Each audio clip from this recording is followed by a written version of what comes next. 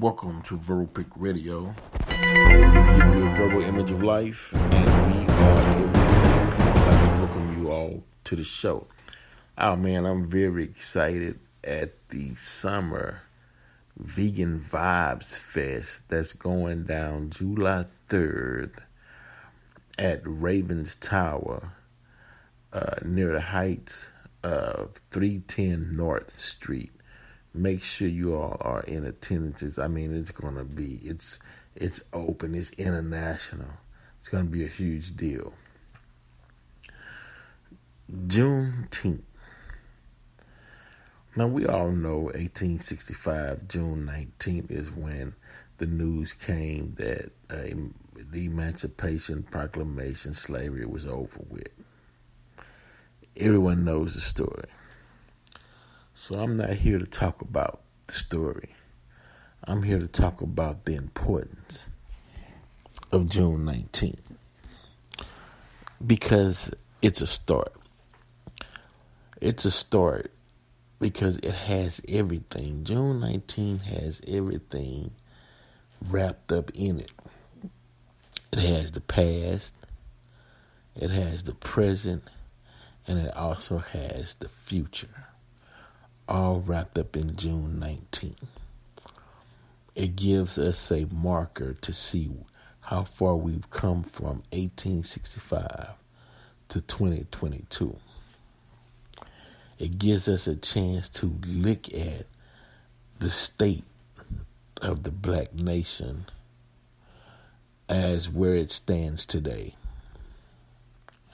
It also gives us an opportunity to plan, design, and create a pathway to where we are successful and in a position to sustain ourselves in the future. But now all of this is not an easy task, or it's not glorious, right? Because there's some heartache involved in understanding the past, present, and future. It pinpoints where work needs to be done. Right? You look at where things are today. You look at the condition, and then you adjust to make sure it's better in the future. So you can say, well, we need to add this. We need to take away from this. We need to inject this. We need to make sure this is in place. Because if we don't, then we'll collapse, we'll implode, we'll create more problems in the future than need be. So let's correct today to make sure tomorrow is better for all of us, right? Now, one thing I noticed, right, that's very important, right, is knowledge. It don't matter where or who the knowledge comes from. Don't worry about the messenger. Soak in the knowledge and why the knowledge was brought to you, for what reason and what purpose. That's the whole thing, and that's what it's about. I can say information. We have to do more reading as a community. Reason being is because you start young so you can know what to do to avoid certain pitfalls in your life, right?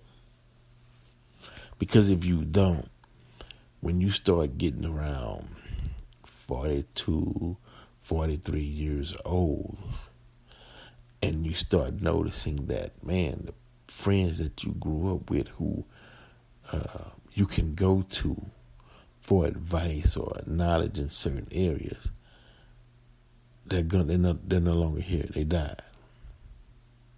Right? And you start noticing things are changing. So you have to figure out, man, what is my next step? Where do I put this money that I have? How do I invest?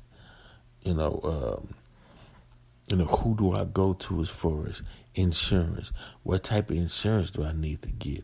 I done seen some friends that died and didn't have any policies, and it puts a strain on the families. And I mean, it's common, is what I'm saying, within the black community, but it don't have to be common because the knowledge is out there. What they say, seek and you shall find. You got to seek it. You have to put yourself in a position to where you're comfortable and you're at peace. And when I say comfortable, I mean something that caters towards you. Everybody's comfortability is not the same. Everybody's dreams, goals, and desires is not the same, right? But it's like you speak in English, but you're in a foreign country, and all they speak is Urdu, right? Until you start catching on to the language, so you can speak to your needs, then it's blank. You just standing there. You're hungry. You don't know what to ask for. You're hoping. You run into somebody who speaks English, and it creates a chaotic situation. Same thing with a lack of knowledge. Things are constantly changing. You have to know what's what in order to place yourself in the best position so you can be at peace instead of having your back up against the wall. You don't know what to do. You're tired of faking and acting like you know what to do. And that repercussions at the fact that you don't know what to do, how it makes you suffer in your life, how it causes pain. But the solution is simple. It's in a book somewhere. It's on the internet somewhere. All you got to do is Google it and get knowledge is just right at your fingertips. Get it. Now, black on black crime. Juneteenth is the perfect time to discuss black on black crime. Black Lives Matter. Now, why is there such thing called black on black crime? One, due to a lack of knowledge. Meaning that, let's go back. Let's go back to the 40s, 50s, 60s, 70s, right? It didn't matter what area you stayed in. There were in industries, there were factories, there were stores, there were shopping malls, there were all throughout any area, black areas. Then business owners start moving their businesses out of the black community, creating food deserts, and creating shop deserts where people would want to go buy clothes or those stores was no longer there, right? They disappeared. They're gone. Now, someone had to come in and say, okay, we have to pull our resources together to open up our own grocery stores and our own convenience stores, and we have to fill in the blanks that these companies left when they packed up and moved out the community, right? That's one. We got to handle that issue. No one else is going to do it for us. Police brutality. Have to have knowledge on how to effectively deal with it, right? To where it's eradicated. Some say defund the police. Got to look into that. Can we police ourselves? We got to look into that. But back to my original point. So by these companies moving their businesses out the community, it created a lack. And out of that physical lack, it created a mental lack, meaning a thought process of having to accept lack because there wasn't a lot of resources to pull from. So once you create a mindset of lack, then the drive to create more dissipates, right? So knowledge, somebody got to step in and say, "No, we gotta create more," so you can continue visualizing for the future on how to add on to what you see to prepare for future generations. Because what's going to happen? A generation is going to come first. There will be lack. Then another generation is going to come in and trying to feed from or pull from what's already short-handed or lack. Then you put a third generation on top of that, and everybody is in one area fighting for the little resources that's left, right? Then that will create only the strong will survive mentality, right? You're not finna get out there and fight and scrap if you're not walking around with a gun. I don't care if it's from a 22 to an AK. You're not gonna make it, right? In Rome, do what the Romans do. Add another generation on top of that. So now you'll have and then add the drugs and add the dope involved in the mix, right? So what's gonna happen, man? Everybody gonna be fighting for territory. Only strong will survive. The mentality that it's not enough for everybody, so I gotta step on you to get mine so I can take care of my family. And while the city officials, government officials, all the way up to the White House, they know the problem. Now, do they have the knowledge to fix it, to create a solution? Or do they just don't give a damn anyway? Because, hey, y'all all black, hopefully you all kill yourselves off anyway, because we all know the white population is dying out. So if white folks shooting at us and y'all shooting at each other, y'all gonna fix the problem for us. That's what's happening. Then on top of that, you got lack. You got 4 generations that had to fight lack, and the reason why it was lack because the white business owner pulled up stakes and got out the community and created a void. That we should have filled ourselves. Every family should have been teaching business, how to create business,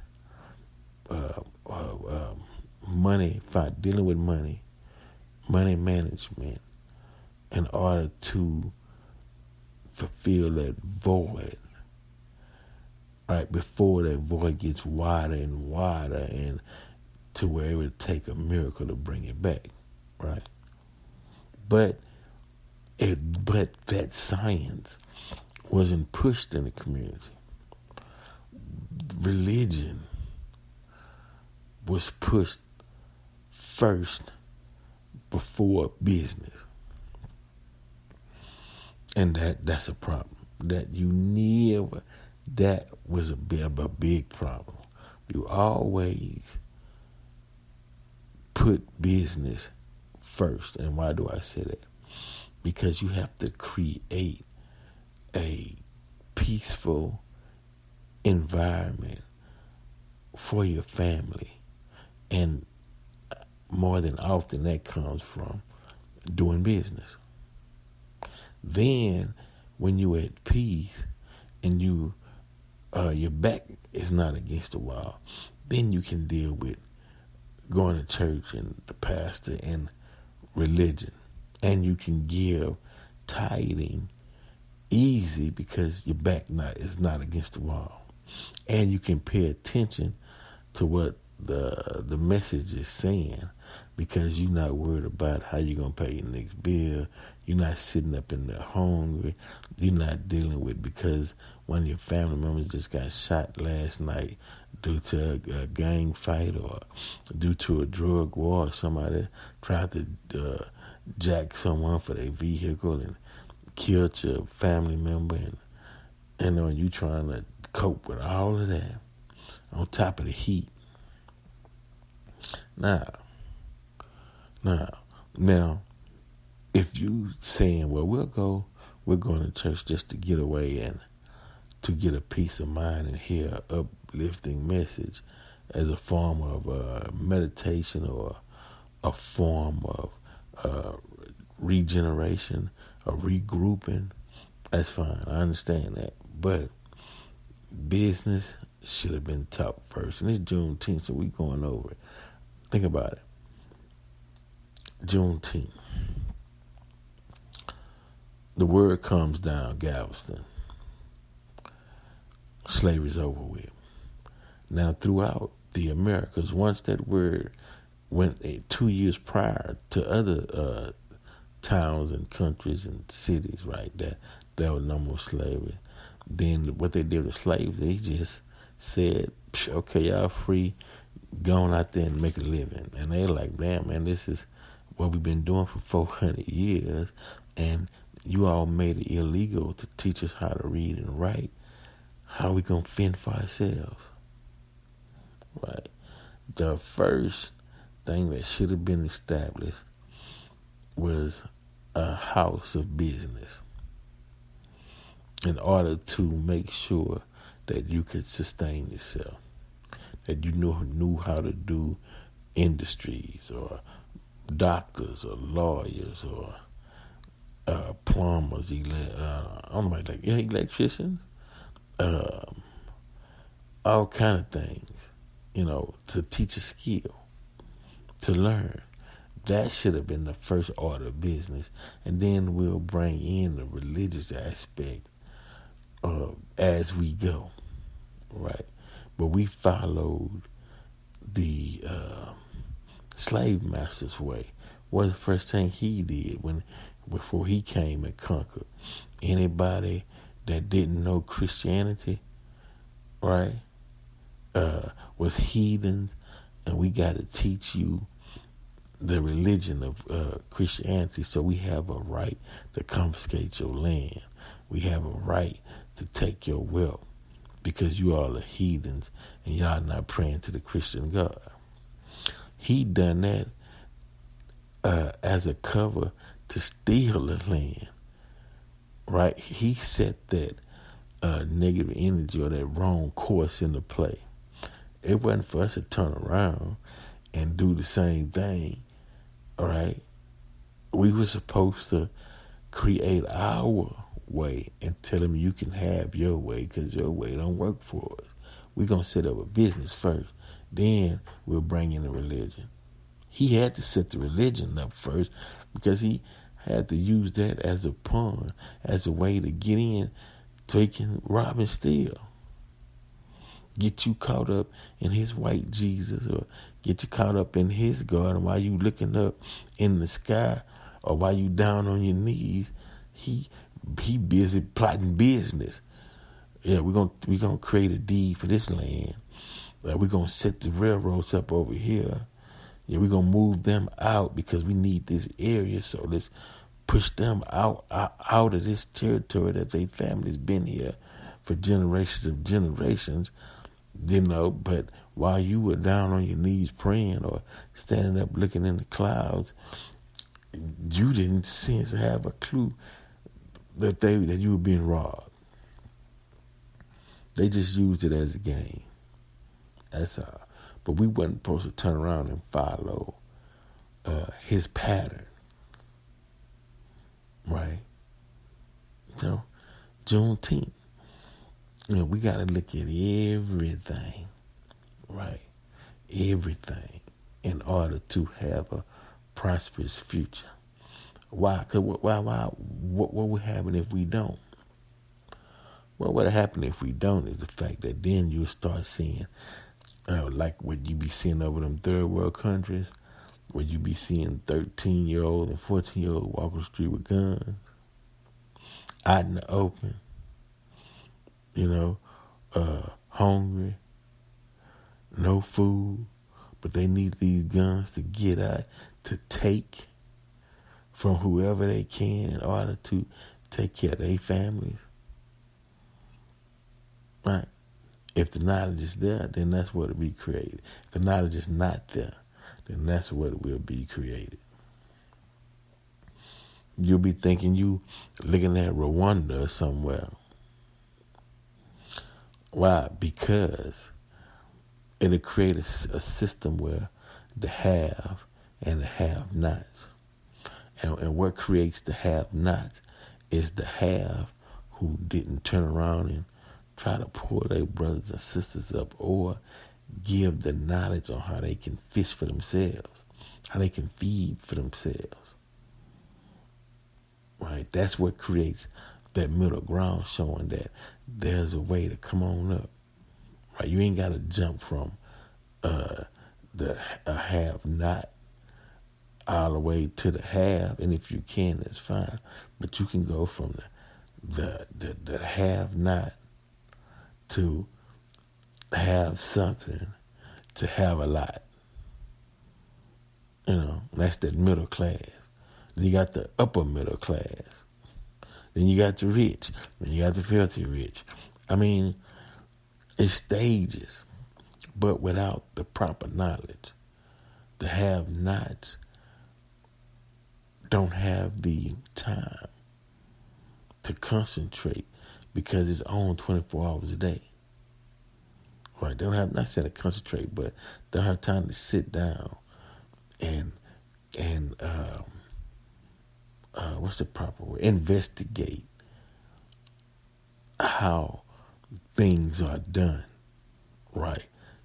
Some family members, some community leader, some person who cares will set up workshops and say, hey, look, come here 2 hours out the week, right? While you working on what you working on, let me create a system or plan to pull you out the situation, and you can go fend for yourself, and then you can turn around and teach someone to pull them up too. Give me 2 hours of your time a week to show you how to manage your money, to show you how to make money, to show you how to hold on to the money, and show you how to teach others, and teach you the reason behind it, on why it should be done, and what will happen if you don't do it as inflation steady rises, right?